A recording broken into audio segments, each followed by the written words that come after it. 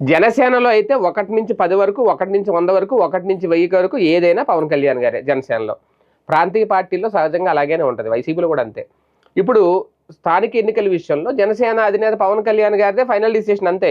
ఎవరికి సీట్ ఇవ్వాలన్నా, ఎవరికి సీట్ ఇవ్వకూడదన్నా, ఏ సీట్లో ఏ అభ్యర్థిని కూర్చోబెట్టాలన్నా, ఎన్ని వేల దరఖాస్తులు వచ్చినా సరే అది అన్ని క్షుణ్ణంగా ఆయనే పరిశీలించి ఫైనల్గా ఆయనే ఒక పేరు ప్రకటిస్తారట.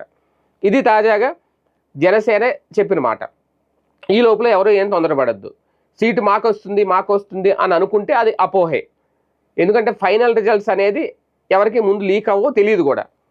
నీట్ ఎగ్జామ్ ప్రశ్నాపత్రం కంటే చాలా స్ట్రిక్ట్గా ఇక్కడ నిర్వహిస్తున్నారు అనేది వాళ్ళు చెప్తున్నమాట. అంటే నీట్ అనే పదం వాడలేదు కానీ అంత స్ట్రిక్ట్గా, అంటే లీక్ అవ్వరు. లాస్ట్ మినిట్ వరకు కూడా ఏ స్థానంకి ఎవరిని ఏ అభ్యర్థిని నిలబెడతారో అని చూసేది ఫైనల్గా పవన్ కళ్యాణ్ గారే. ఇందులో రెండో వ్యక్తిది ప్రమేయం ఉండదు. ఇది ఆ పార్టీ నాయకులే చెప్తున్నమాట. కాకపోతే ఎవరైనా దరఖాస్తు చేసుకోవచ్చు. నాకు ఈ స్థానం సీట్ ఇవ్వండి, నేను ఇక్కడ పోటీ చేస్తాను, ఇక్కడ ఎంపీపీగా చేస్తాను, ఇక్కడ జడ్పీటీసీగా చేస్తా, లేదంటే ఇక్కడ మేయర్గా నాకు అవకాశం ఇవ్వండి, నన్ను ఇక్కడ కార్పొరేటర్గా పెట్టండి అని అడగచ్చు. ఆ దరఖాస్తులన్నీ వాళ్ళు స్వీకరిస్తున్నారు.